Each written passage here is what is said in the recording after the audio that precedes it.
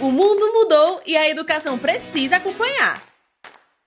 Hoje, quem se destaca é quem pensa diferente, cria soluções e tem confiança para enfrentar desafios reais. Por isso, o Educandário Coração de Jesus oferece muito mais do que um ensino tradicional. Com nosso novo espaço criativo, as crianças aprendem fazendo, se desenvolvem com experiências, trabalham em equipe e descobrem seus talentos na prática.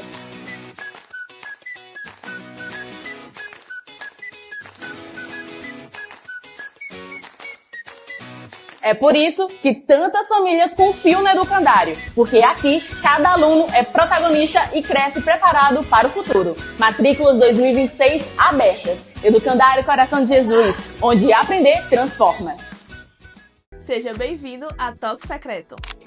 Aqui tudo nasce do zero. Criamos, cortamos e costuramos cada peça com cuidado. E é por isso que nossas lingeries se destacam no atacado.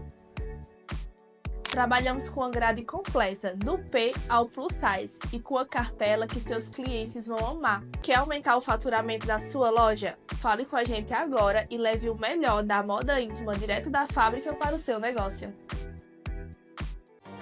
Atenção, você que sonha em ter sua chácara própria ou fazer um ótimo investimento. Estão à venda terrenos para chácara a apenas 2 km de Santa Cruz do Capibaribe. Lotes a partir de 450 metros quadrados, com documentação 100% legalizada. Localidade com energia elétrica disponível, pronta para você construir e aproveitar. Chácaras Heleno Germano. Tranquilidade, espaço e valorização garantida. Para mais informações, ligue ou chame no WhatsApp 819-9344-7536. Chácaras Heleno Germano, um ótimo investimento para o seu futuro.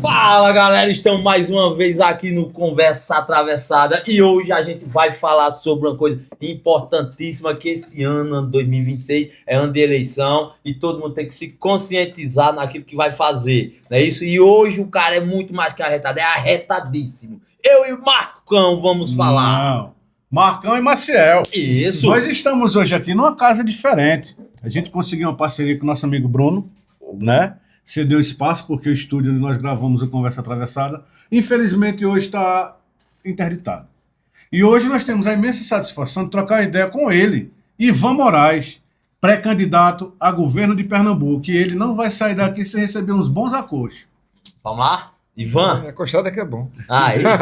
Lá ele. Hoje, lá ele. Ivan, nos conte pra gente e para os telespectadores, Sim. Quem é Ivan Moraes? De onde vem a formação, objetivos, o que te trouxe até aqui? Vixe, Chama Maria, na bota? Quem me trouxe foi Joana. Tá?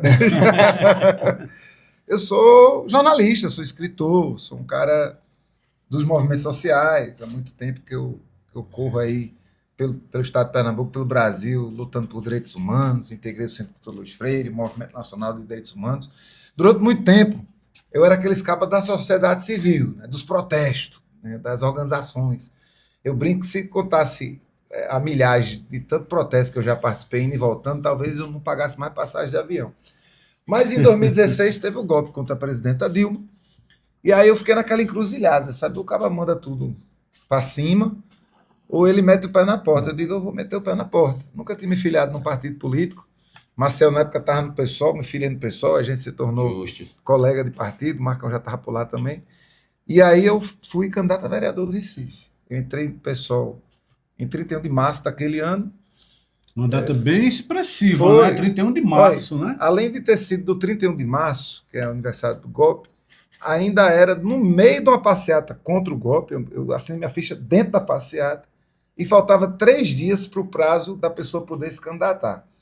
Aí eu me candidatei a vereador, acabei ganhando, fiz 2 mandatos como vereador do Recife, dentro daquela proposta de não fazer mais do que 2 mandatos consecutivos de que cargo fosse. Então hoje eu estou trabalhando como consultor para organizações da sociedade civil, enfim, até esse mês, estava rodando muito pelo país, organizando, enfim, conversando, procurando fazer sugestões para o trabalho dessas organizações, mas cada vez mais empenhado agora na pré-campanha. Estou pré-candidato ao governo de Pernambuco e estou muito animado para voltar a correr o estado, né?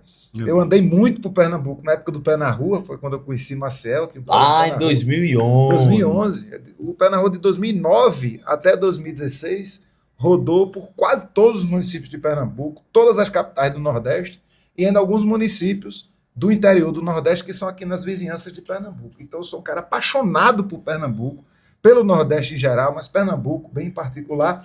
E estou agora nessa estiga de ouvir as pessoas, de formular um plano máximo ousado possível para propor a Pernambuco uma nova política, um jeito diferente, né? Fora das velhas oligarquias, essa coisa de ficar revezando os mesmos nomes de família, a gente está aqui para fazer diferente. Ô, Ivan, nessa sua proposta dos 2 mandatos, né, consecutivos, qual foi a maior dificuldade?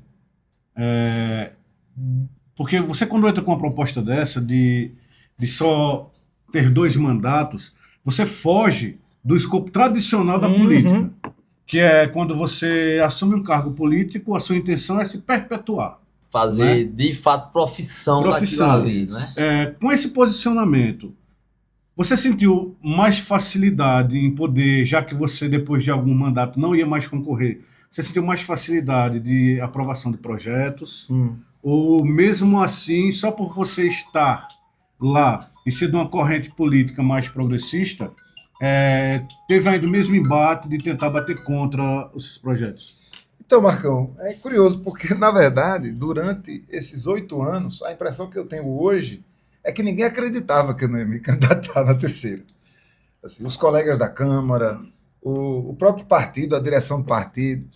E aí era curioso, porque o pessoal do partido, meus colegas, as pessoas que gostavam do meu mandato, ficavam insistindo muito para eu fazer o terceiro. Os vereadores, meio que achavam que era o partido que estava me impedindo de disputar a terceira, então eles faziam, fale com o pessoal, deixa você fazer mais um. Eu disse, não, sou eu que estou dizendo, é do meu grupo, é meu, é do que eu vim fazer na política.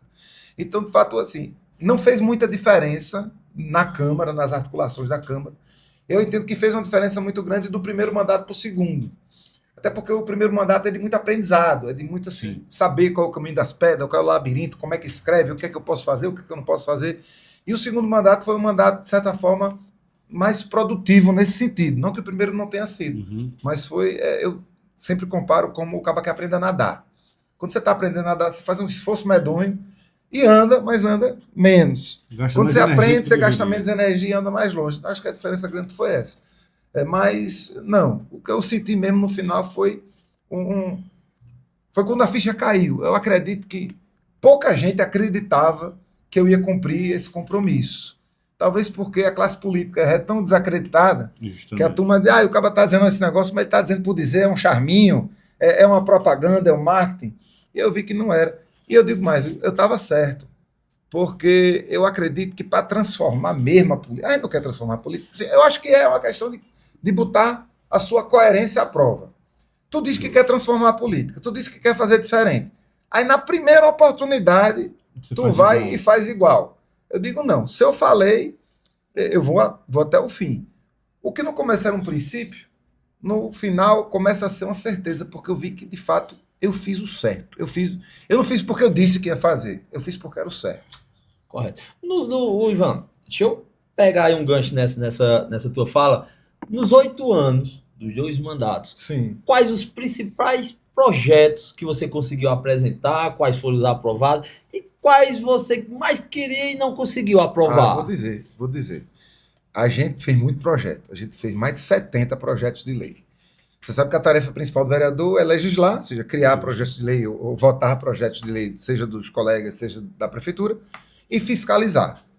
O mandato da gente ainda tem um componente educativo muito grande, um componente de militância muito grande. Por que eu estou fazendo esse arrudeio todo? Porque a maioria dos projetos que um vereador pode legalmente propor são projetos que não têm tanto impacto quanto você gostaria. Então, como vereador, você não pode propor o projeto que aumente o salário dos professores, por exemplo. Você pode votar desde que venha da prefeitura.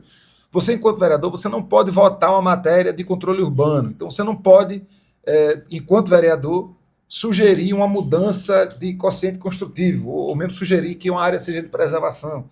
Então, há muitos limites no mandato de vereador. Ainda assim, a gente aprovou alguns projetos interessantes. Eu cito, por exemplo, o projeto que obriga os shopping centers de ter fraldário acessível para a família. Para essa tarefa ser também dos homens, né? Porque normalmente os fraudários eram sempre no número das mulheres.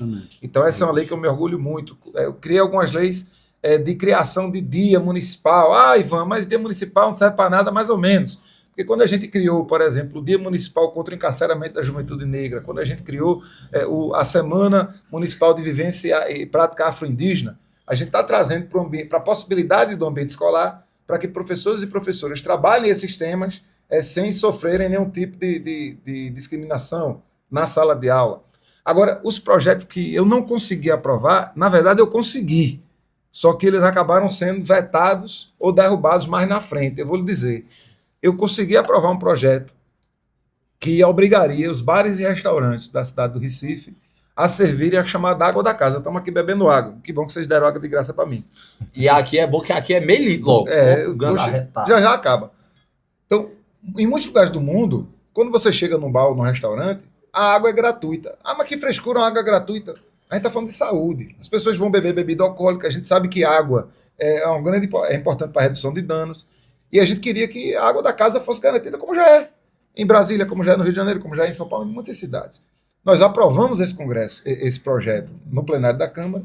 O prefeito era, na época, Luciano Siqueira, substituindo Geraldo Júlio, vetou. Outra importante que a gente aprovou foi um projeto de lei que proibia as empresas de ônibus a tirarem o cobrador. Porque a gente entende que quando o motorista, que agora é assim, quando o motorista tem que cobrar, ou ele vai atrasar a viagem, ou ele vai colocar a vida dos passageiros em risco. Nós aprovamos, o prefeito sancionou, as empresas questionaram na justiça, a prefeitura fez corpo mole e acabou essa nossa lei sendo derrubada. Agora, eu tenho muito orgulho de outros trabalhos que eu fiz que não eram exatamente projetos de lei, mas que tiveram um impacto muito grande para a sociedade. E a gente conseguiu fazer várias negociações e várias lutas para que, por exemplo, comunidades que estavam ameaçadas de serem removidas, elas permanecessem no lugar. Então, a gente deve ter contribuído para que centenas de pessoas não perdessem suas casas. E eu tenho muito orgulho disso. Outra que a gente participou, se você for no Recife, na Avenida Conde da Boa Vista, que é uma das principais avenidas do Recife, ela estava passando por um processo de requalificação que ia tirar todos os ambulantes da avenida. A gente foi procurado pelo pessoal do Sindicato dos Ambulantes e conseguimos fazer uma negociação com a prefeitura para que fossem construídos 100 quiosques colocados à disposição do próprio sindicato para eles decidirem quem ia ocupar. Então, para mim, isso foi uma coisa que marcou, porque você chega lá hoje, os quiosques estão lá, as pessoas estão trabalhando, estão tendo garantia do seu direito ao trabalho. E se você for na Câmara do Recife, você vai ver que a Câmara do Recife, depois do nosso mandato, tem um bicicletário, que não tinha. Sim, na última vez que eu fui lá conversar com você, eu vi lá mesmo bicicletário. Pois é, porque não tinha. Precisou um vereador andar de bicicleta. Uma coisa óbvia, né? Uma que coisa óbvia. Deve ter, porque nem todo eleitor, nem todo visitante da Câmara. A maioria não tem carro. 20% da população, menos de 20% da população tem carro. No entanto, não tinha bicicletário na Câmara. Me deixa eu fazer uma pergunta, já que você trouxe isso também, de onde surgiu a brilhantíssima ideia de fazer sua prestação de conta nos ônibus? Nos ônibus, eu me lembro, eu me lembro. Me diga aí de onde surgiu, qual foi a inspiração. Você não chegou em ônibus comigo, não, né? Não, ainda não. Poxa, era muito Quer bom. dizer, na época, né? Que agora você não vai mais. Quem sabe não vai ver. Quem sabe eu não volto como governador a prestar conta nos ônibus. Atravessar essa 232 falando do mandato. Poxa! Eu vou gostar. Bicho, foi assim, eu fui eleito, né? Em 2016. Quando eu fui eleito, não tinha nenhum vereador do PSOL na cidade do Recife.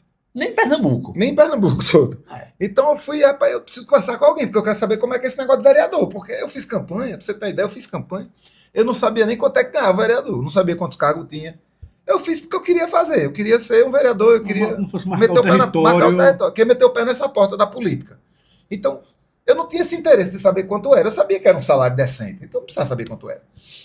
E aí o vereador do pessoal mais próximo que eu encontrei foi um cabra de Natal, Santo Pimentel. Ele era vereador lá em Natal. Aí eu peguei 2 amigos, meti dentro do carro, consegui falar com ele. Você recebe a gente? Recebo. Ele chegou lá, apresentou o gabinete todo, a gente. Aí quando ele terminou de falar, apresentou, mostrou, é assim, assado, aqui é minha equipe.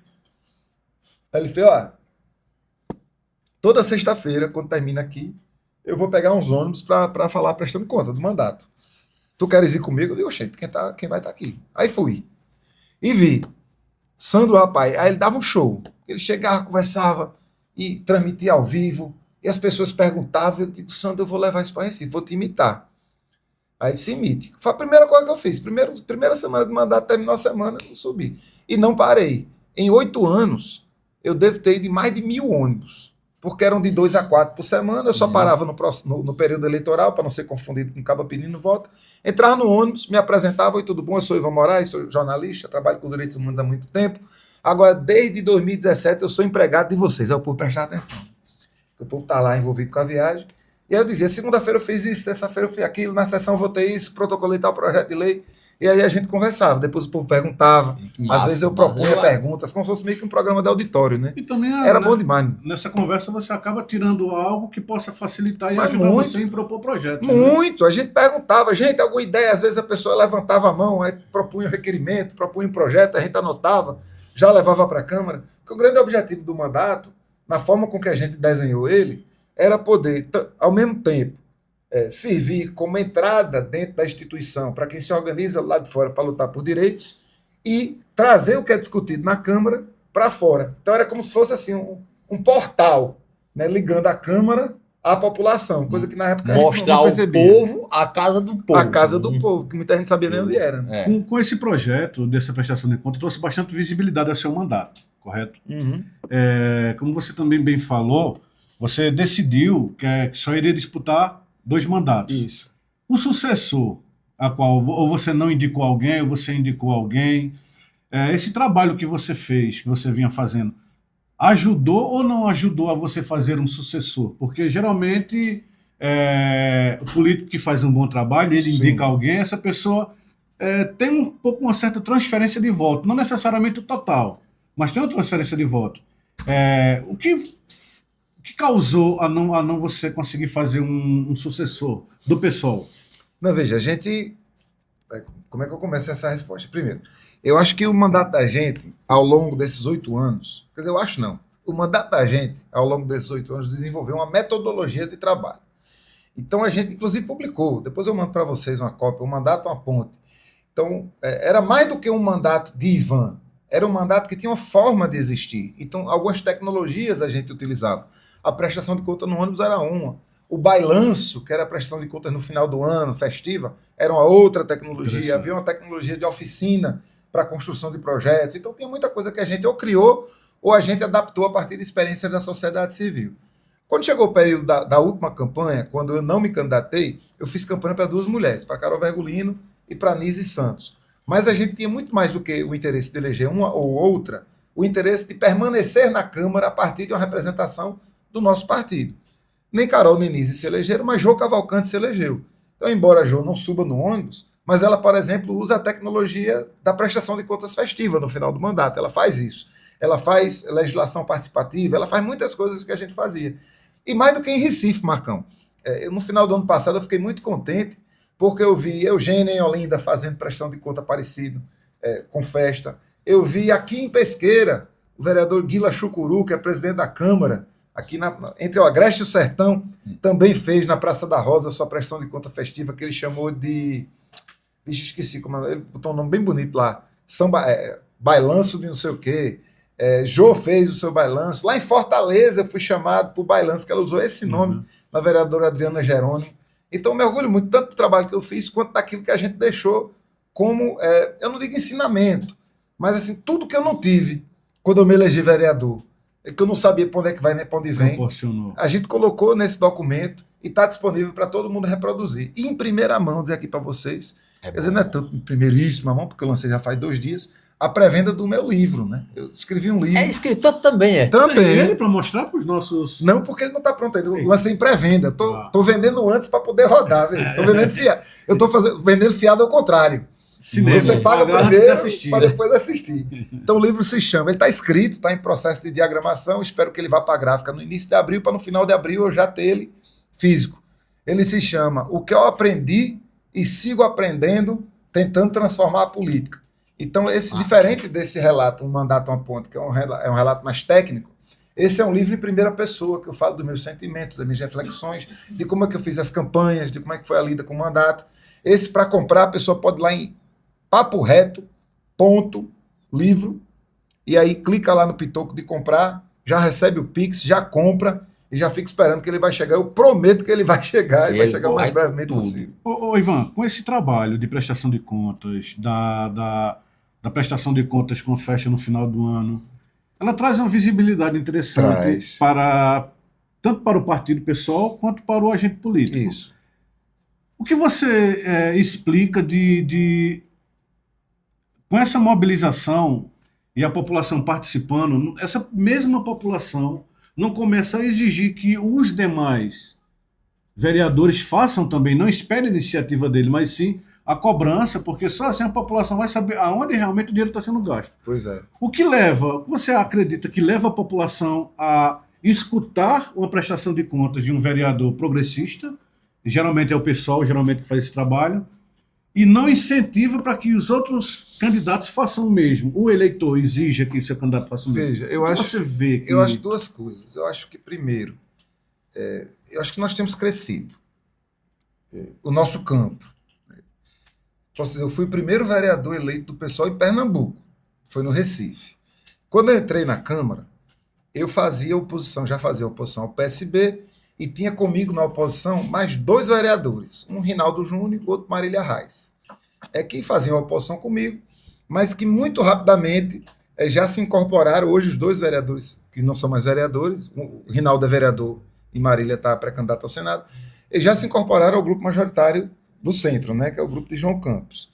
Então eu fazia, à esquerda, eu estava praticamente só, nesse primeiro mandato inteiro. Embora Rinaldo e Marília sejam efetivamente de ideologia de esquerda, eles tendo ido para a base do governo, eu fiquei na esquerda como se fosse o representante da oposição à esquerda. Só. Na virada do mandato, já entrou Dano Portela. Então do pessoal já éramos 2.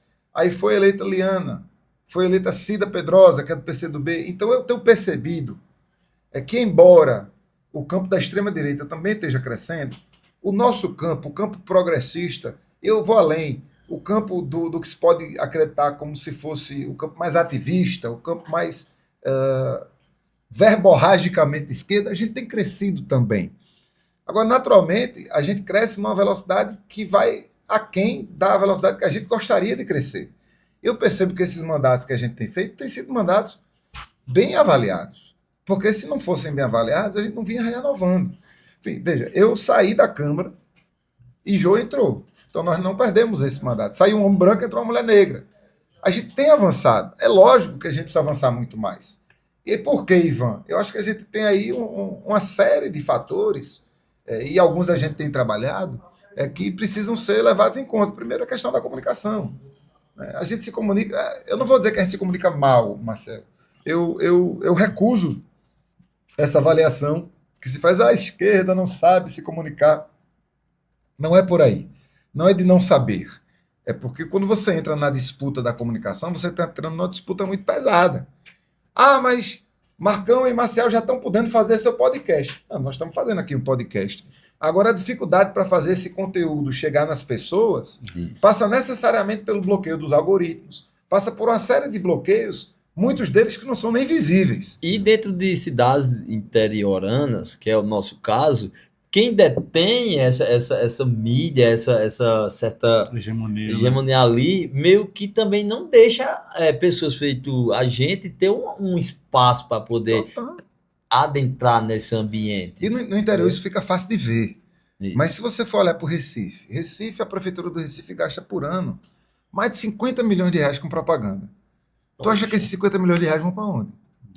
Para as mesmas empresas, as mesmas grandes empresas privadas que hegemonizam o discurso da comunicação. Então, será que o Jornal do Comércio, será que o Diário de Pernambuco, será que a Folha de Pernambuco vai olhar assim para a prefeitura, vai olhar assim para as críticas que eventualmente venham a ter e vai poder jornalistar com liberdade? É difícil. Uma coisa, antes de continuar, Marcelo, uma coisa que eu percebo é que o lado mais progressista, o lado mais à esquerda, ele tem uma responsabilidade muito grande com o que ele fala. Para não ser taxado de mentiroso, de leviano, ele toma um certo cuidado. Isso. E já a direita, essa extrema-direita, não tem essa preocupação. É isso aí. Pelo E- contrário. É o Às modus vezes- operandi deles. Entendeu? E isso eu acho que... Eu, Da paixão do medo, né? Eles procuram despertar a paixão do medo. e eu acredito que isso aqui um pouco atrapalha a esquerda, o lado mais progressista, porque nenhuma explicação ela é simples e ela é rápida. A mentira é dois segundos, rápido. você lança uma mentira. Para você explicar que aquilo não é mentira, meu amigo, é meia hora conversando. Pra juntar E o depois pessoal de hoje em E espalhar. olha lá, e às vezes não acredita. E o pessoal hoje em dia quer coisa rápida. A gente tira um exemplo, a Globo News, sexta-feira passada, fez um PowerPoint ligando Galípolo, todo esse escândalo do É o Master PT, né? ao PT. Eu vi. Aí quando foi segunda, ontem, se retratou, só que não reapresentou o PowerPoint realmente como deveria apresentar. E não Pediu disse, nem, desculpas. não disse nem por que se retratou. Pediu uma Não, desculpa esfarrapada lá. desculpa. E quem fez um trabalho em cima disso excelente foi o ICL hoje. Eu tava Sério. assistindo hoje ao vivo. Botaram o quê? Ele Não foi? pra lascar mesmo. É. E era pra Globo ter feito aquilo, né? O ICL que tá aí, né, ganhando muito espaço, eu assisto todo dia. Né? Tem que Ivan, mesmo. você é um cara muito inteligente, deu pra perceber que você andou muito, mas puxando para sua pré-candidatura agora, Sim. me diga aí quais os seus principais objetivos, quais suas bandeiras, quais seus objetivos, vamos dizer, primários, secundários e por ali vai. Nos explica aí. Meu principal objetivo nessa campanha é ganhar a eleição. Isso. Eu queria ouvir uma coisa dessa mesmo. Vamos Ganhar a lá. eleição e tornar governador de Pernambuco, por que não? Eu acredito que eu tenho chance, porque Está na disputa. não teve uma urna apurada ainda, não teve um voto botado ainda. E aí eu vou para a história. Eduardo Campos, quando foi eleito governador da primeira vez, faltando 9 meses, 8 meses para a campanha começar, ele também estava pontuando baixo. As pessoas não conheciam tanto ele, e quem conhecia E não mal. que eu seja tão velho, mas eu me lembro que Você ele, lembra? ele tinha um banquinho assim, chegava no meio de uma pra subir. Assim. 40, pronto. Eu me lembro. Agora, anteontem, em Nova York, o Zohran Mamdani também estava pontuando 2%, e hoje ele é o prefeito de Nova York, uma das maiores cidades do mundo, conquistou milhões de votos. Então, acho que a gente está começando. O grande desafio nosso é chegar nas pessoas. Saiu uma pesquisa do Datafolha que me mostra com 1%. Aí você olha e fala assim, pô, 1%, velho, Ivan tá mal. Aí eu fui ler a pesquisa toda. Aí na pesquisa tem lá, conhecimento. 85% das pessoas não me conhecem. Então, qual é a conta? 85% não me conhece. Dos 15% que conhecem, 1%. 1% vota em mim. É um bocado de gente mesmo. Então, assim, quanto mais a gente chega perto da campanha começar de verdade, mais a gente chama a atenção, tanto da mídia tradicional quanto da mídia independente, e a gente vai comendo pelas beiradas, sendo conhecido por mais gente. Eu acredito, Marcelo e Marcão, que quando as pessoas conhecerem as propostas da gente, elas vêm para o nosso lado. Porque, velho, quem não quer ônibus de graça? Eu já fiz a conta. Dá para botar ônibus de graça, pelo menos nas 3 maiores regiões metropolitanas, Caruaru, Recife e Petrolina. Quem não quer ter uma oportunidade de emprego e renda? Por exemplo, a partir de processos de reciclagem e compostagem. A gente em Pernambuco manda para o aterro sanitário para o lixão quase tudo que a gente gera de resíduo sólido. Se a gente pegasse tudo que é compostável, mandasse para usinas que beneficiassem, transformassem aquele lixo em óleo, e a gente pegasse o que fosse reciclado e reciclasse, a gente ia gerar uma cadeia produtiva com as cooperativas de catadores, a gente ia transformar os ônibus que hoje rodam com óleo diesel, rodando com óleo vegetal, a gente ia transformar Pernambuco. Se eu pegasse a polícia e dissesse a regra agora, em vez de ficar prendendo todo mundo, esses molequinhos que estão andando aí com pequena quantidade de droga, a gente só vai aprender de tonelada. E a gente vai pegar a polícia, e a polícia vai ser amiga do cidadão, não vai ficar correndo risco, porque policial não tem vida de videogame, e a ideia da polícia é evitar que haja homicídios. O principal objetivo é esse. Ninguém quer? Eu acho que quer. As mulheres. Ter pela primeira vez um governo que esteja realmente interessado em acabar com a violência contra as mulheres, acabar com o feminicídio. De 24 para 25, Pernambuco aumentou o número de mulheres mortas por serem mulheres em 14%. O Brasil aumentou em 10%. Pernambuco está pior do que o Brasil. Então, eu acredito que essas propostas que a gente está levando adiante e as propostas que a gente ainda vai levar, porque estamos começando ainda a formar o plano, quando elas chegarem na população, a população vai dizer, gente, isso aqui é bom. E por que os outros não fazem? Os outros não fazem porque os outros talvez tenham compromissos com muitas coisas que são velhas, às vezes compromissos que estão mais velhos do que eles mesmos. Isso. Por que a Prefeitura do Recife não resolveu já o problema do resíduo sólido? Porque que tem os mesmos contratos com as mesmas empresas. É o maior contrato de Recife, é o contrato do lixo. É mais de R$1 bilhão. Certo. Mais de R$1 bilhão. Por que não resolveram ainda? Porque informação não falta. Agora tem compromissos para além do compromisso com a cidadania. E esses eu não tenho. Eu só tenho compromisso com o novo, só tenho compromisso com as pessoas. Ô Ivan, você está dando um giro pelo Agreste, Tô. está hoje aqui na cidade de Santa Cruz do Capibaribe, a capital do polo das confecções.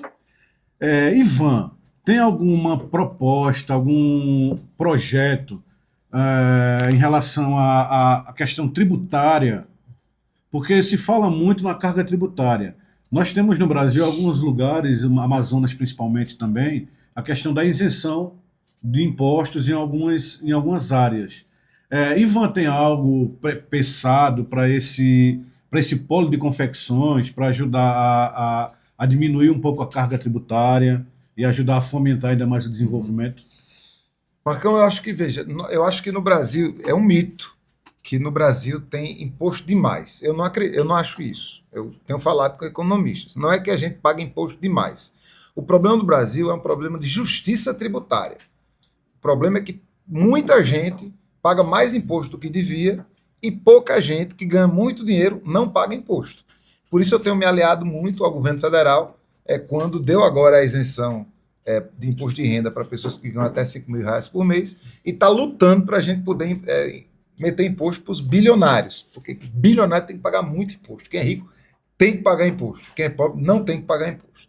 Agora, é importante que a gente perceba o Estado, o governo do Estado, eu falo no sentido estadual, funcionando também como indutor de algumas cadeias econômicas. Então, naturalmente, se a gente entender, e aí nós precisamos estudar, se a gente entender que algum tipo de benefício tributário incidindo sobre empresas, seja de confecção, seja qual for, ela poderá fazer com que a gente aumente a quantidade de empregos bons, eu entendo que a gente precisa fazer. Agora, a gente precisa também cobrar dessas empresas que cumpram com as regulamentações trabalhistas.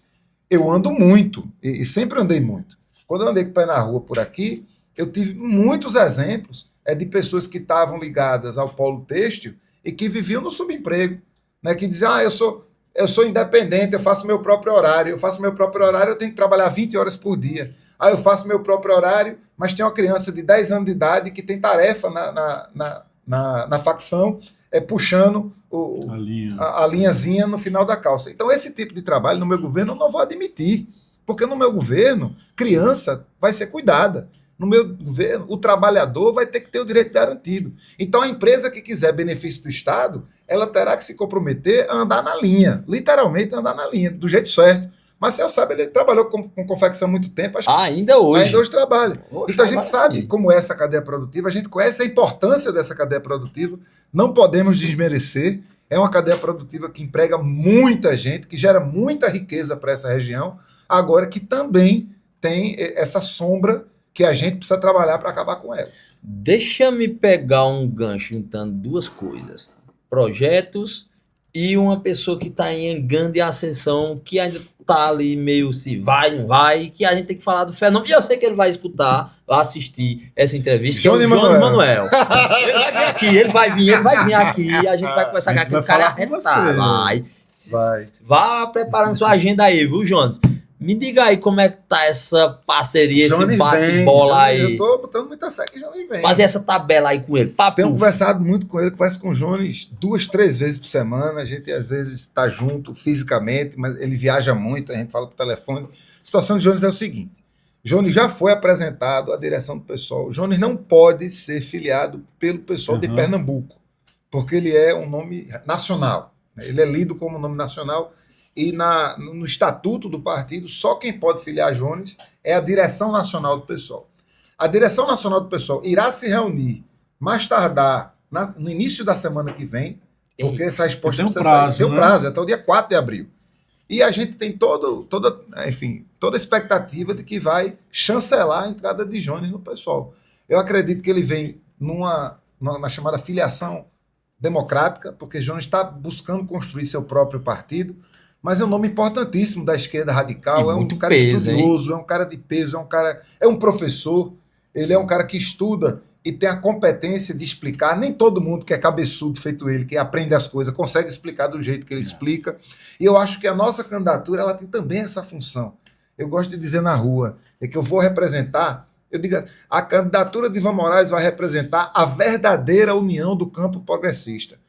Ah, porque isso, Ivan? Tem partido que está com uma, tem partido de esquerda que está com outro.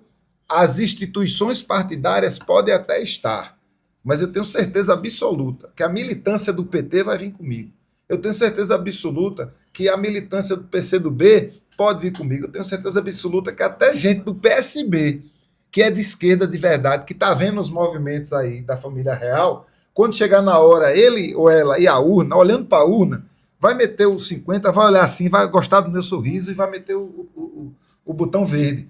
Porque até para essas pessoas, veja, gente, a gente está nessa falsa polarização, né? Raquel e João são de centro. Nem a Raquel é de direita, nem João é de esquerda. Vocês conhecem. Então, não adianta a gente se enganar com o que as pessoas têm dito. Então, quem quer mesmo apostar numa linha política diferente à esquerda, vai vir conosco. Mesmo que tenham simpatia por Raquel e por João. Porque se eu sou de esquerda, se o meu partido está amaziado com um ou com outra, e eu quero que os próximos governos sejam mais progressistas, faz sentido vir com a gente. Porque quanto mais voto a gente tiver, maior vai ser o recado que a gente vai dar para as velhas oligarquias. Isso é um sinal. Acho que a gente tem, nesse processo eleitoral, a tarefa de pautar a política, que eu acho que nenhum dos dois está pautando. E eu estou preparado para isso. Deixa-me só pegar mais um gancho aqui, Marcão, antes de passar a bola para tu. Pessoal, Pernambuco é muito extenso. Uhum.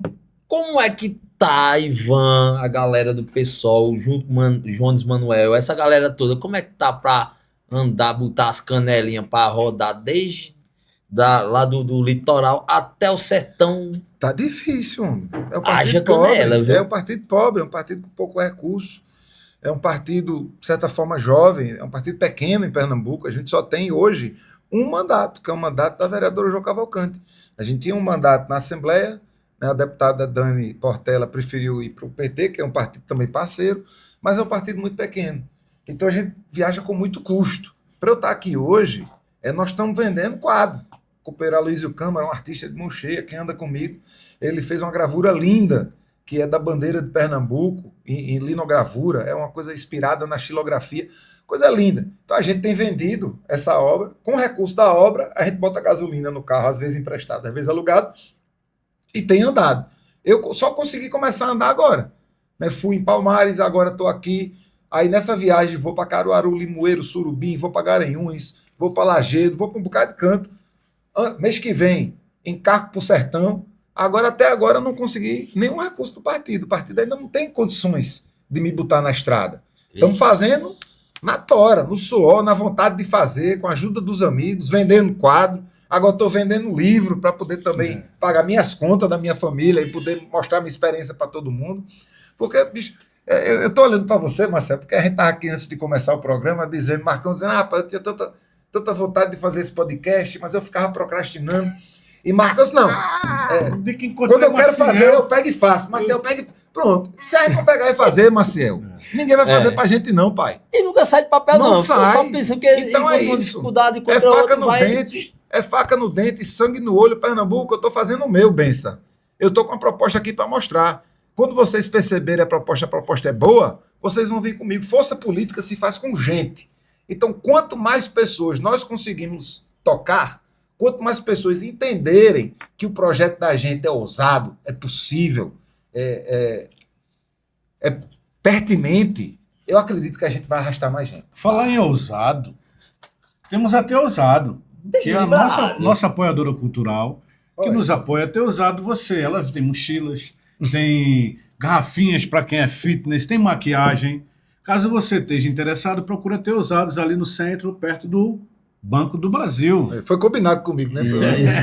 E lembrando também, temos aqui Ivan Moraes, um cara muito arretado, estudou pra caramba. E você que tem seu filho, sua filha, e quer botar na melhor escola, não só de São Domingos nem de Santa Cruz, da região. Temos a nossa parceria com o Educandário Coração de Jesus. Ali por trás da Igreja Católica, na rua principal de São Domingos, né? Conhecida como a Rua da Frente, né? Temos o Educandário Coração de Jesus. Leve lá seu filho, converse com a Aninha, com o Roseli, aquela turma arretada ali da escola, que você será bem recebido. Aulas de jiu-jitsu, futebol, balé. natação, balé, coisa arretada. É para seu filho voar na vida. E se quando você for buscar a sua criança na escola e tiver com aquela fome, não quiser fazer um almoço em casa, temos o Barreira Restaurante. Na Rua do Cabana, comida regional, carne de primeira. Procure Josélio e família. Isso. E só lembrando também que para levar sua criança para trazer na moto da WS Motos também, temos aí a deslocação de sua casa, trabalho, escola, casa. Temos aí o nosso companheiro WS Motos. Entre em contato que ele tem motos de baixa cilindrada, alta cilindrada, coisa cara, coisa barata, e ele faz todo tipo de negócio. Procure lá WS Motos. E depois de pegar sua criança na escola, comprar a moto na WS, almoçar em José, você precisa de uma chácara para descansar. Temos o loteamento Helena Germano. Isso, a 2 km de Santa Cruz de Cabedelo. Melhor localização não há. 2 km de Santa Cruz, bem pertinho. E Marcão ia passando batido. Você que vai matricular seu filho, sua filha lá no Educandário Coração de Jesus e precisar de algum outro materiais, temos a nossa parceria com a Livraria e Papelaria Santa Cruz do Caparibe, com o nosso grande amigo Jackson Jacinto, ali na rua São Francisco, ali na principal. Procure ele lá e fala, ó, eu escutei aí, ó, sua propaganda, 10% eu não sei não, mas que ele dá desconto, ele dá. É o melhor da região. Pode ir lá e pode dizer, olha, vimos lá a propaganda de Marcos e Maciel, lá no Conversa Atravessada, e a gente quer um desconto na sua compra. Agora, beleza pura. Agora não dê não. Agora Prometeu. Ivan, Diz. Continue. Vamos lá. Me fala aí um pouco da conjuntura a nível nacional, que você é um cara muito experiente, tem uma bagagem arretadíssima. Nos fala um pouquinho aí da conjuntura nacional. Mais uma vez não tá fácil pra gente, né? Normal. Mais uma vez vai ser a Nunca eleição é. das nossas vidas. Mais uma vez o presidente Lula é a única alternativa que há para a gente barrar o crescimento da extrema-direita. E isso é grave, porque nem todo mundo entende o perigo que a extrema-direita traz. Mesmo a gente tendo passado por 4 anos de um governo protofascista, mesmo a gente tendo passado por 4 anos de um governo que praticamente destruiu as políticas públicas, ainda tem gente que acha que é uma opção. Eu acho que essa questão nacional, ela ultrapassa, inclusive, os limites da razão, sabe? Porque nós todos vivemos os 4 anos do governo Bolsonaro. Nós todos percebemos o quanto que se roubava durante aqueles 4 anos. Não só os roubos da família real, não só os roubos das joias, não só os roubos dos relógios, não só esses roubos que vieram à tona, mas os roubos que vieram à tona um pouquinho, a coisa das propinas na vacina, o atraso proposital na vacinação, os acordos com medicamento que não tinha eficácia, o ministério que foi forjado para ser um anti-ministério. Note que se botou na educação, o pessoal que é contra a educação, se botou nos direitos humanos, o pessoal que é contra os direitos humanos, se botou na igualdade racial, um povo que é contra a igualdade racial, então se botou nas mulheres. Fizeram um ministério para combater o Estado, então fizeram um anti-ministério. O Brasil lascou-se. Os segmentos que apoiaram esse governo também perderam dinheiro, porque a extrema-direita não é boa para os negócios. Nunca nenhum governo, antes na história desse país, botou tanto dinheiro no agronegócio quanto o próprio governo Lula, que eu entendo que faz um governo de centro-esquerda. O governo Lula não faz o governo dos nossos sonhos. O governo Lula faz o melhor governo possível diante de um Congresso altamente corrupto, um Congresso que é inimigo do povo, um Congresso que capturou o orçamento público, que dificulta o poder executivo de funcionar, e com tudo isso ainda tem gente que acha que a extrema-direita pode ser uma boa opção. A gente tem visto as pesquisas A gente tem visto o filho do Jair Bolsonaro pontuando muito bem, e eu acredito que essa é uma hora que todo mundo tem que se mobilizar, porque, de novo, gente, votar em Lula, garantir a reeleição de Lula neste momento histórico que a gente vive, não quer dizer uma guinada à esquerda, não quer dizer a entrada do país no socialismo, quem dera fosse, mas quer dizer única e exclusivamente a gente fechar a porta para o atraso. Porque quem está querendo tomar o poder é gente que acha que as pessoas LGBT têm que voltar para a escuridão. É gente que acha que as pessoas negras têm que ser, entre muitas aspas, colocarem-se nos seus lugares. É gente que acha que homem tem que mandar na mulher, inclusive nos corpos das mulheres. Isso a gente não pode permitir que volte de jeito nenhum. Ô, Ivan, eu vi hoje que na Itália a Giorgia Meloni tentou passar um projeto para conseguir controlar o judiciário italiano. E nisso uma grande massa de italianos foram às ruas. E o que mais me chamou a atenção foram que eram todos jovens. A juventude, de fato, tomou as ruas para tentar impedir que isso aconteça. Com suas palavras, o que é que você consegue explicar a um pouco da desilusão da juventude para um discurso mais progressista e essa juventude está aderindo mais a um discurso retrógrado da extrema-direita, um recurso que ela vê que vai tirar seus direitos, mas mesmo assim a juventude, uma parte dessa juventude, acaba se deixando levar para esse aspecto político. O que é que você pode... Eu acho que quem tiver essa resposta vai poder ensinar muita gente, mas eu tenho algumas pistas. Então vamos lá, uma pista: redes sociais e algoritmos. Nós sabemos que as redes sociais elas não são plataformas livres, nem são plataformas públicas. Nós sabemos, tem estudos sobre isso, Facebook, Instagram, Twitter, Discord, todas essas plataformas pertencem a pessoas, homens, brancos, que vivem no norte global e que estão alinhados com a extrema-direita global. Isso é gente que acha e diz que os brancos são melhores do que os negros. São pessoas eugenistas. E isso é explícito. Eu não estou aqui dizendo um negócio que é escondido, não. Isso é explícito. Elon Musk, né, o Peter Thiel, tem um bocado de gente que você for procurar, você vai ver que são pessoas eugenistas. E quando a gente abre o telefonezinho da gente, a gente acha que a gente está recebendo as coisas de acordo com a nossa vontade, mas a gente está recebendo as coisas de acordo com a vontade desses caras. Imagina, enquanto eu estou criando consciência sobre o mundo, eu estou recebendo esse tipo de conteúdo. Né? Conteúdo Red Pill. A gente que é homem tem uma tarefa absurda nesse momento, porque os pirraias estão aprendendo coisas que até os nossos avós acham que seria ousado aprenderem, no sentido de violência contra a mulher. Então isso existe, isso é grave. Imagina isso, crianças de 12 anos, 13 anos de idade, quando está formando consciência do mundo. Então isso é uma coisa.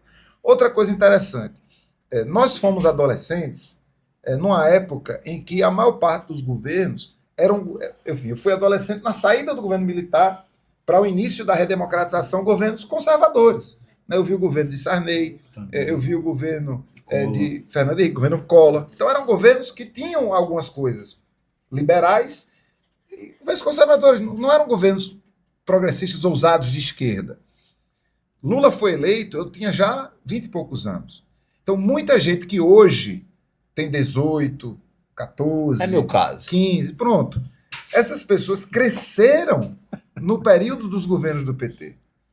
E adolescente é questionador, é rebelde por natureza. Então, se o status é, entre aspas, de esquerda, ou lido como de esquerda, eu sou contra o status. Eu quero desafiar o status. Eu discordo do governo. Eu não quero ser o governo. Eu estou na escola e a escola falta coisa. Eu vou para o posto de saúde, o posto de saúde falta coisa. Eu me revolto. Quem é o governo? É o PT. E aí isso fomenta também o antipetismo. Isso sem falar no grande incentivo que foi dado, eu digo particularmente entre 2013 e 2016, que é o período do golpe, pelas grandes empresas, pelas grandes indústrias e pela radiodifusão. Porque não bastava os algoritmos. Todos os protestos contra a presidenta Dilma tinham sua transmissão começando de manhãzinha cedo e só terminava quando o protesto terminava. Ao mesmo tempo, quando tinha os protestos contra o golpe, eles mal eram noticiados. Então, isso tudo contribui para a formação de um caldo, ou uma massa acrítica, ou crítica, de uma forma diferente, ao que se chama do campo progressista. Então a gente tem um desafio grande, é o desafio que é, de fato, da comunicação, mas que também é da política, também é de mostrar exemplo.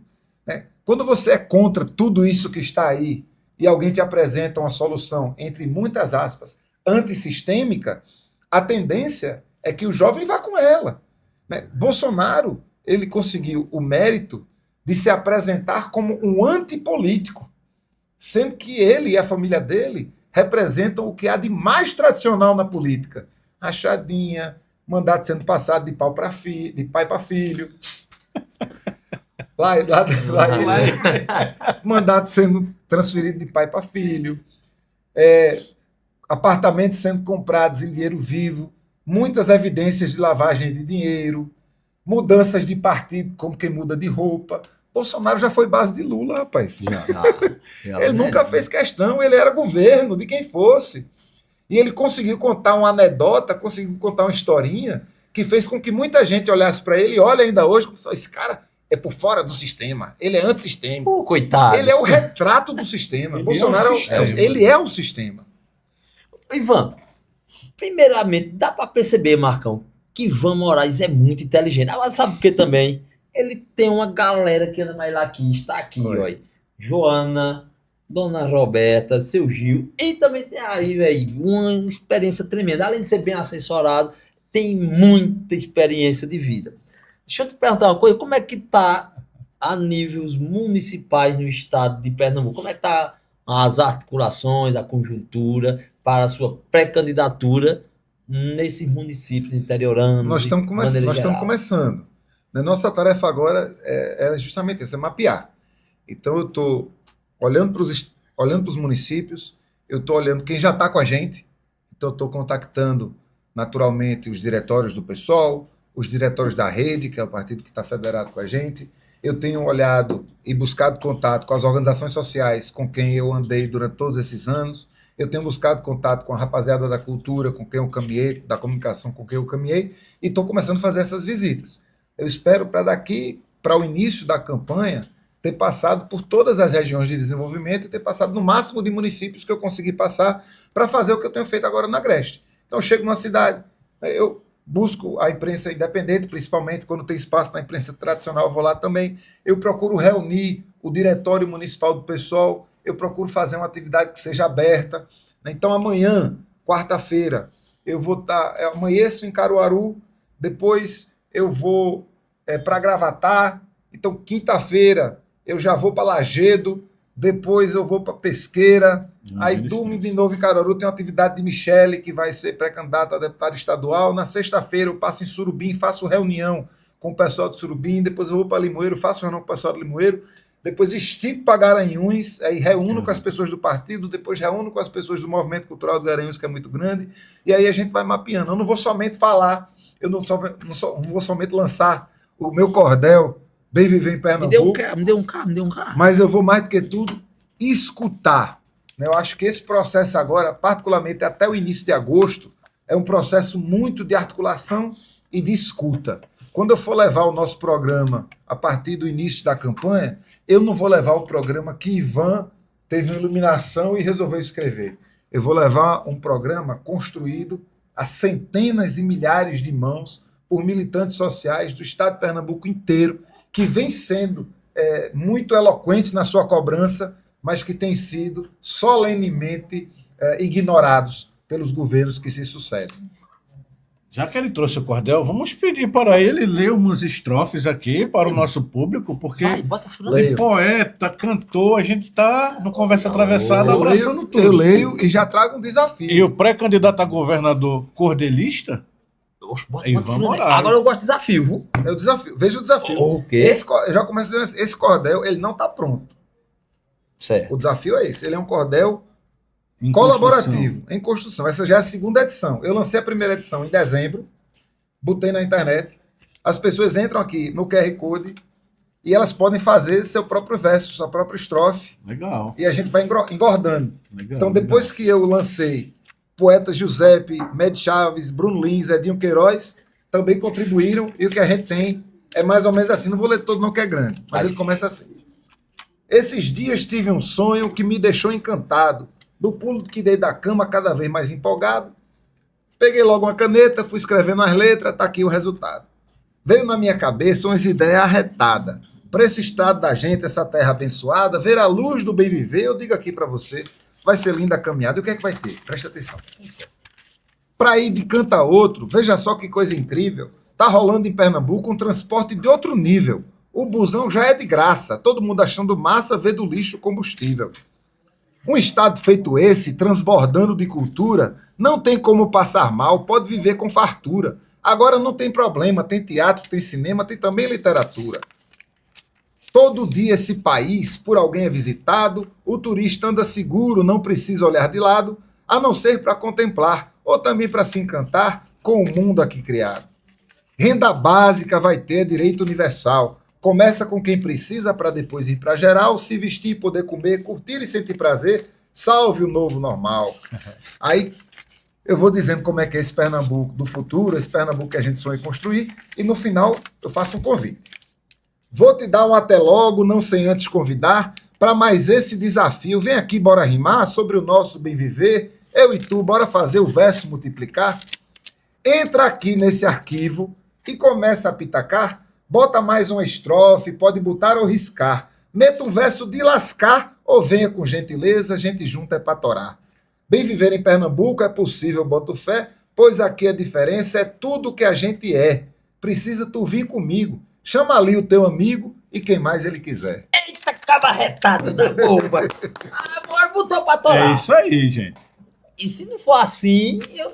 Quando você chega lá no meu Instagram, lá no Ivan Moraes PE, você encontra o link também para o cordel, você entra no arquivo inteiro e pode começar também a multiplicar o verso com a gente. Aí muito se fala que não tem...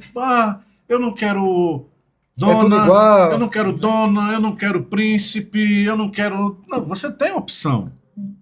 Basta você escolher, porque às vezes se reclama muito. Vamos para a área de vereador para a cidade pequena. Que é tudo a mesma coisa, mas não, tem candidatos interessantes, mas por não gastar rios em eventos e não sei o quê, você prefere aquele que gasta a um professor, a alguém agente da cultura. Mas é assim... Ivan Moraes, pré-candidato, jornalista, cordelista. Só tem um pequeno detalhe, problema. Time, tu tosses. Me diz aí, Ivan. Vamos falar de coisa séria agora. Modéstia à parte, eu sou campeão brasileiro de 87, já ganhei Copa do Brasil, enfim, tenho mais de 40 títulos pernambucanos. Ando mal, né? Mas... Todo time bom tem que ter uma fasezinha ruim, né? Porque você não começou a torcer pro tricolor. Eu sou esporte, modéstia à parte. Leão da Ilha do Retiro. Sabe como? Sporting Libras, aqui assim. Como é? Na Liga Brasileira de Sinais. Esporte. E como é que fala o tricolor? O tricolor é a cobrinha. Ah, é assim, é? É. Então. Tá, aqui é o Náutico. É o Náutico. Eu não sei porquê, não sei.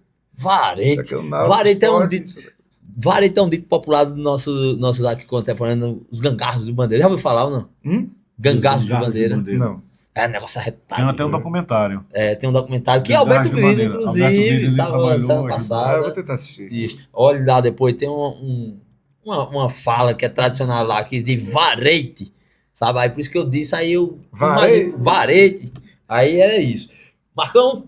Ô, Ivan, com toda essa explicação que você falou dos adolescentes, da questão da internet e tudo, mas a gente vê hoje, a conversa vai continuar, a gente vê hoje que muitos adultos que tiveram ProUni, tiveram ajuda, tiveram Minha Casa Minha Vida lá atrás, que conseguiram dar um passo melhor na sua vida, melhorar de vida, e hoje eles não se identificam com esses projetos. Eles acham que enricaram. Por que você... Uma explicação sua, um entendimento seu sobre essa situação onde pessoas que foram beneficiadas por projetos sociais e hoje são radicalmente contra certos projetos sociais. Rapaz, isso é além da racionalidade, né? Isso faz parte dessa amálgama de racionalidade que permeia o país. Agora, o que eu tenho percebido, Marcão e Marcial, é que nem sempre, eu não sei porque eu preciso ver pesquisa, eu sou jornalista, né? Eu fico atrás de dados, mas eu estou aqui tentando buscar algumas pistas. Nem sempre eu percebo que a crítica aos programas sociais é de fato aos programas sociais. Eu fico pensando que às vezes a pessoa está criticando o governo do PT, por exemplo, porque acha que nada que possa vir do PT possa prestar, embora queira o programa social. Então, eu fui beneficiado pelo ProUni, eu quero que o ProUni aconteça, e eu desenvolvo um mecanismo mental qualquer que me impede de ligar a política ao sujeito autor da política. Você pode ver, se você disser assim, quem é contra a construção de universidades no interior? Ninguém. Ninguém é. Aí você fala assim, não, mas quem construiu a universidade no interior foi Lula. Você vê que a pessoa desconversa, ela começa a ser ranzinza, ela diz, sabe?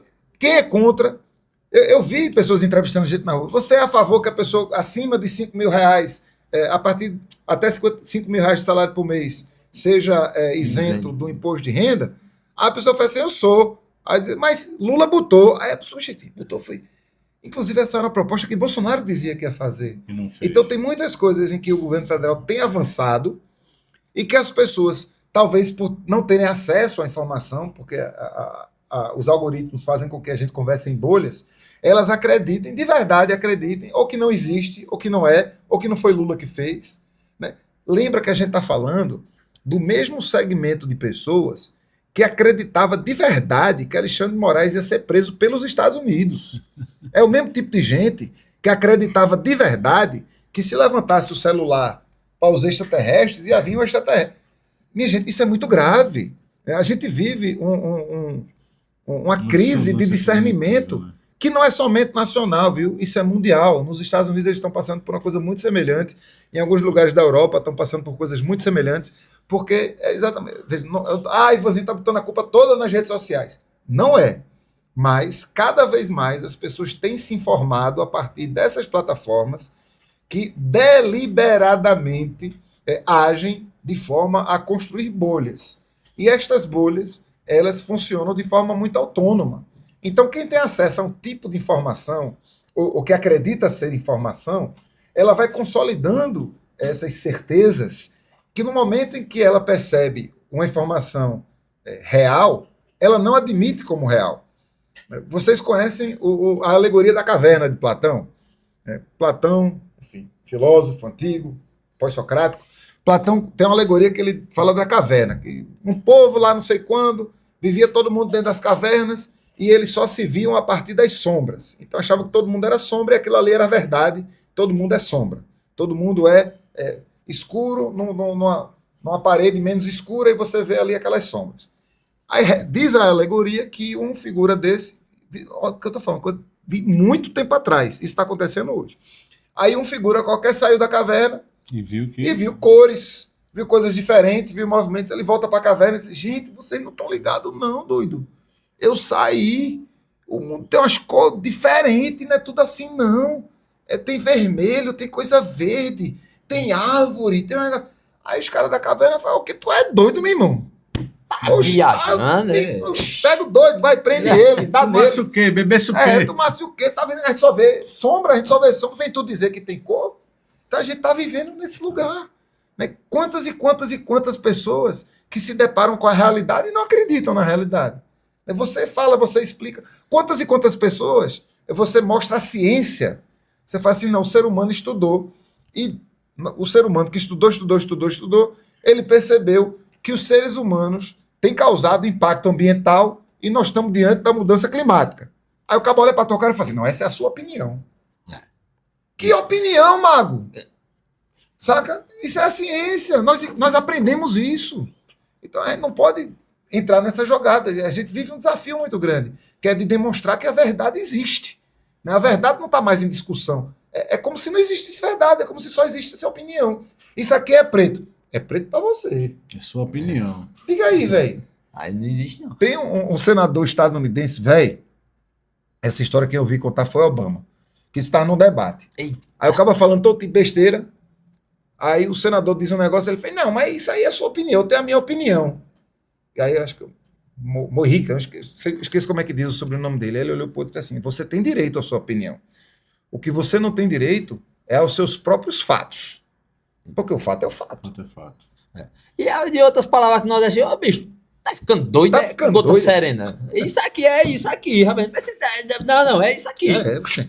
Agora acabou. Mas a gente está vivendo num tempo, num período da história que Parece que o doido é a o gente. que vale é Eu tô meio perdido. o que vale é a minha verdade. É a minha Porque verdade. tem a minha verdade, tem a tua verdade e tem a verdade. Só que não é a minha verdade, né? Tem a minha opinião, a tua opinião e a verdade. 5 mais 5 é igual a 10. Para você. É. Não, pra mim pode ser isso, pode ser aquilo.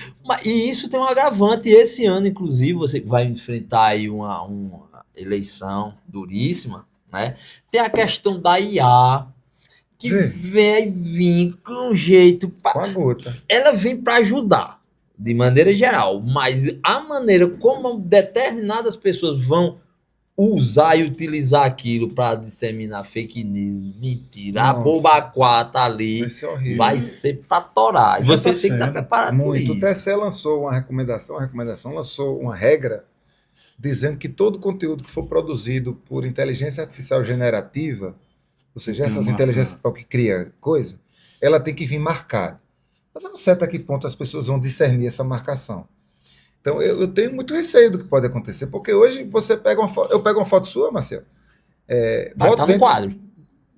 Vai. Pô, Cara bonito desse? mas depois de botar no quadro, eu posso botar dentro de um programa desse, eu quero que você bote Marcel dizendo que o sonho dele é entrar na Ilha do Retiro de mão dada com o time do esporte e gritar o casar.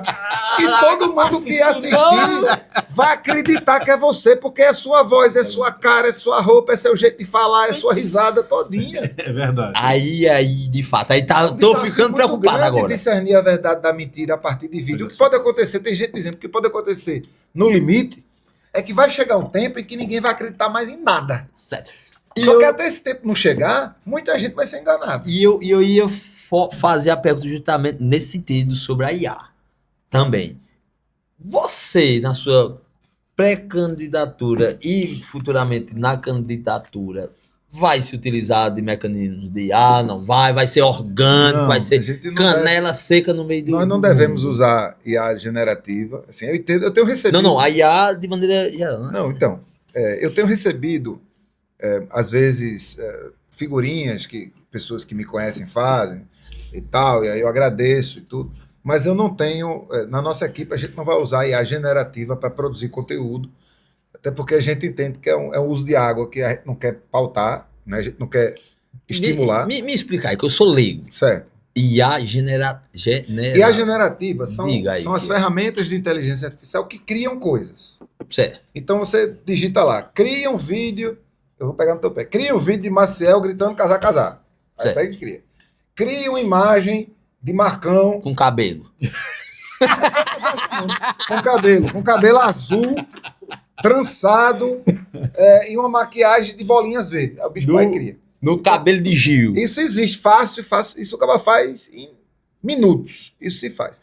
Então nós não vamos usar. A nossa campanha não vai usar. Agora, eu faço uso do chat GTP, por exemplo, para corrigir português. Me ajuda. Que Eu escrevo um texto, aí corrige aqui gramática e ortografia, me diga o que você corrigiu para poder ver se é isso mesmo que eu quero.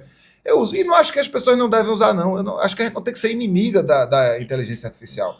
Eu entendo que a agente de inteligência artificial e a própria inteligência artificial pode ter um bom uso pela humanidade. Agora, como tudo no mundo, eu tenho muito receio, primeiro, do tipo de uso que se faz e, segundo, do volume de uso que se faz e o dano que isso pode causar para o meio ambiente, porque isso ninguém está vendo. A nuvem, o povo, vamos botar na nuvem. O povo pensa que a nuvem é no céu. A nuvem não é no céu. A nuvem Esses são data grandes prédios cheios de computadores que aquecem muito, que usam muita água para se resfriar. O governo brasileiro, e aí eu critico o governo Lula, está lançando Fortaleza, né? o Redata, que dá muitos incentivos para que essas empresas de data center que processam a inteligência artificial venham para o Brasil. Já tem um processo iniciado no Ceará, tem um processo iniciado no Rio Grande do Sul, com muita resistência das populações locais. Então, acho que isso é uma coisa que a gente tem que ver com muito receio. Porque se isso fosse bom, eles estavam botando nos Estados Unidos. Os Estados Unidos não quer mais que bote lá. E por que estão trazendo para cá? São coisas que geram emprego na hora de você fazer, depois que está pronto, praticamente não gera emprego. É um consumo de água e de energia da moléstia equivalente a pequenos municípios. E eu fico me perguntando o que é que a gente ganha com isso. Né? E isso serve para rodar os programas, principalmente os programas de plataformas de rede social e de inteligência artificial. Então, te respondendo, vamos usar o menos possível aquilo que importa. Não vamos usar e abusar. É olhar para ele como uma ferramenta e utilizar da melhor forma possível. Uhum. E o mais crítico é que todos os dados da população brasileira estão indo para empresas não brasileiras. É uma questão de soberania. Através desses Isso. dados, eles vão mapear todos o que a pessoa quer, onde Tudo. começa a entregar o que você quer. Tudo. Justo. Tudo. Cara, Ivan, mas peraí. Não tá Aquele agora, não. negócio do CPF que eu acabo de dar na farmácia. Toda farmácia pede seu CPF. Não, porque eu não. Eu também não dou, não. Você imagina eles venderem seus dados e qualquer grande corporação mundial saber o remédio que você toma, saber a frequência com que você vai à farmácia, saber onde você mora. Enfim, eu acho que isso é uma invasão de privacidade que a gente precisa ter cuidado. Deixa eu só, antes de você terminar. O que é que você tá vendo assim hoje, agora, de mais dificuldade na sua pré-candidatura? A sua A maior maior dificuldade tem sido saia estrutura. pra desgamar. A grande dificuldade da nossa candidatura hoje tem sido a estrutura e a dificuldade de acessar as pessoas. Porque não dá para fazer campanha para governador, ou mesmo que seja uma pré-campanha, em Recife. O estado é muito grande. Então, é imprescindível que eu viaje, que o meu corpo esteja presente no interior do estado. É imprescindível que eu possa escutar as pessoas. É imprescindível que eu possa ter uma equipe que dê conta das escutas que eu mesmo sozinho não consigo fazer. Hoje a gente não tem, justamente, é o que nos faz, o que nos diferencia para o lado positivo, que é a nossa falta de compromisso com grandes estruturas, de certa forma também é a nossa sombra, porque a gente não tem acesso aos recursos que muitas vezes estão atrelados às grandes estruturas para poder fazer com que nossa conversa chegue onde ela precisa chegar. Eu acredito mesmo que se a população de Pernambuco pudesse me ouvir dentro do mesmo tempo em que houve as candidaturas que dominam as estruturas, a nossa situação nas pesquisas era outra. Se eu pudesse viajar com a facilidade e a comodidade que os meus adversários viajam, a minha situação era outra. Eu teria uma equipe comigo, a gente poderia produzir com mais velocidade. Eu tenho uma equipe de 4 pessoas que estão voluntárias. E é arretado. Que estão assim, botando a faca no dente, acreditando no projeto, pegando na mão, com a perspectiva de que talvez, quando chegar setembro, chegue um recurso do partido que a gente possa minimamente valorizar o trabalho dessas pessoas, que é importantíssimo. Eu não estou glamorizando, estou dizendo que todo mundo tem que ser voluntário. Eu acho que o trabalho militante ele é fundamental e a minha campanha não existiria se não fosse ele. Mas eu gostaria de ter uma estrutura de pessoas que estivessem profissionalizadas para que a gente pudesse falar com mais gente. Ô Ivan, nessa federação, Rede Pessoal, a caminhada no Estado está junta, né, no seu caso, a federação está lhe apoiando, a rede está lhe apoiando. O recurso que vem para essas candidaturas do fundo partidário, sim, ele vem para a federação ou vem individual para cada partido? Para o partido. Para cada partido vem, quer dizer, para a rede vem um recurso e para o pessoal também. Isso. Qual é o recurso do pessoal para a campanha desse ano? Nós ainda não sabemos. Essa é uma dificuldade da forma com que o fundo eleitoral é distribuído. Pra você ter uma ideia, a Rede Pessoal são uma federação, o pessoal já determinou a nossa candidatura, o pessoal é a maioria na federação, mas a decisão formal da federação deve sair na próxima semana. O pessoal, na sua última reunião executiva, determinou suas prioridades, mas nem o pessoal nacional ainda sabe quanto exatamente terá para executar na campanha de fundo eleitoral, nem foi ainda definido a partir do próprio pessoal quanto vai para cada estado e quanto vai para cada candidatura. Normalmente, como é que se determina? Em julho, mais ou menos, o pessoal e os outros partidos definem quanto vai vir para a majoritária, quanto vai vir para as proporcionais. Quando chega no estado, o estado define quanto cada um do proporcional vai ter. Então, é uma morosidade que, para um partido pequeno, prejudica muito. Se a gente tivesse entendendo que a gente tem muito recurso, o próprio fundo partidário, que é diferente do fundo eleitoral, já poderia me ajudar. Mas o fundo partidário é o que o pessoal tem direito, o fundo partidário é aquele que vem todo mês, o ano todo. É muito pouco, mal dá para manter a sede funcionando, água, luz, telefone, energia e funcionário. Eu vou dizer, é menos de R$ 40.000 que o pessoal recebe por mês para ter uma sede, para pagar água, luz, energia, telefone, para ter recepcionista, vigia, assessor de imprensa, para ter uma ajuda de custo para o presidente, para o secretário e para o tesoureiro. É muito pouco recurso. O recurso maior, ele tende a vir no Fundo Especial Eleitoral, chamado FEFEC. Mas esse só chega depois que a campanha começa. Então ele não chega antes do mês de agosto, podendo chegar no início de setembro. Então dificulta muito para você formar a equipe, dificulta muito para você planejar, porque assim, eu sei que em agosto vai ter algum recurso para fazer a campanha, mas eu não sei se vai ser X, se vai ser Y, se vai ser Z, eu não sei se vai chegar logo no início da campanha, não sei se vai chegar na segunda semana. Então por isso que a nossa campanha, ela só existe porque existe Joana, porque existe Roberta, porque existe Gil, porque existe Gabriel, porque existe Carol, porque existe Rafaela, muita gente que já de agora está correndo atrás da sua bolacha, mas que está dedicando 2 horas, 3 horas por dia para construir com a gente esse processo. Não posso ficar. Pareceu uma vinheta agora. Um minuto com você. E aí? Infelizmente. Infelizmente, gente, chegamos ao final. Mais um Conversa Atravessada. Hoje, numa casa diferente, numa casa que nós não estávamos acostumados, mas que nos receberam de braços abertos. Conversamos hoje com Ivan Moraes, pré-candidato a governo de Pernambuco. E eu queria agradecer ao grande Renato e o grande Matheus, que nos auxiliaram aqui desde o início. Salve, Renato. Cara Mateus. foda do caramba. Show de bola. Suas considerações, Ivan, para o público do Conversa Atravessada? Minhas considerações venham me conhecer, gente. Assim, eu gosto tanto de vocês. Venham me conhecer. Eu estou no Instagram como @IvanMoraesPE. Tudo acochadinho. Não tem um ponto, não tem uma vírgula, não tem nada. Ivan Moraes PE no Instagram. Lá você tem acesso ao texto do Cordel. Lá você pode fazer a compra do livro Papo Reto, que eu aprendi e ainda aprendo tentando transformar a política. Lá você tem acesso às propostas que eu venho construindo, tarifa zero, renda básica, plano estadual da cannabis, já falei renda básica, moradia primeiro, reciclagem total.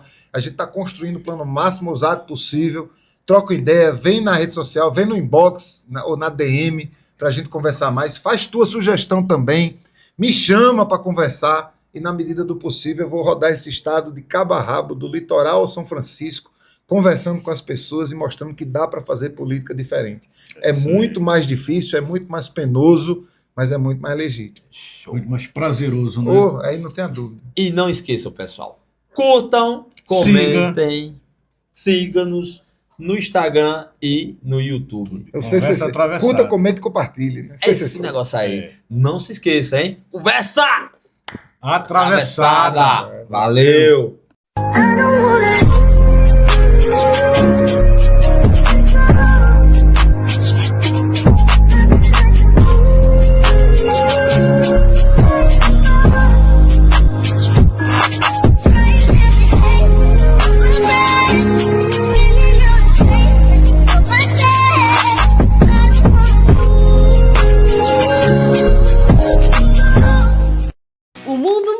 E a educação precisa acompanhar. Hoje, quem se destaca é quem pensa diferente, cria soluções e tem confiança para enfrentar desafios reais. Por isso, o Educandário Coração de Jesus oferece muito mais do que o ensino tradicional. Com nosso novo espaço criativo, as crianças aprendem fazendo, se desenvolvem com experiências, trabalham em equipe e descobrem seus talentos na prática.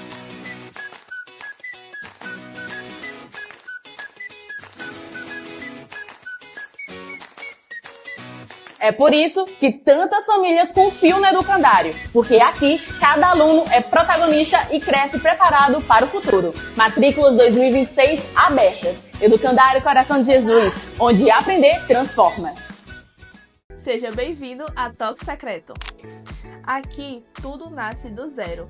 Criamos, cortamos e costuramos cada peça com cuidado. E é por isso que nossas lingeries se destacam no atacado. Trabalhamos com uma grade completa, do P ao Plus Size, e com a cartela que seus clientes vão amar. Quer aumentar o faturamento da sua loja? Fale com a gente agora e leve o melhor da moda íntima direto da fábrica para o seu negócio.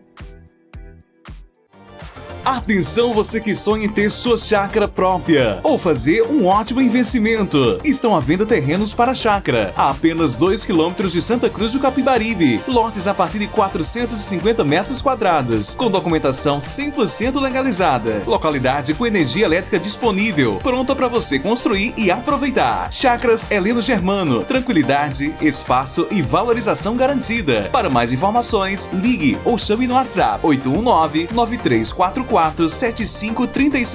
Chácaras Heleno Germano, um ótimo investimento para o seu futuro.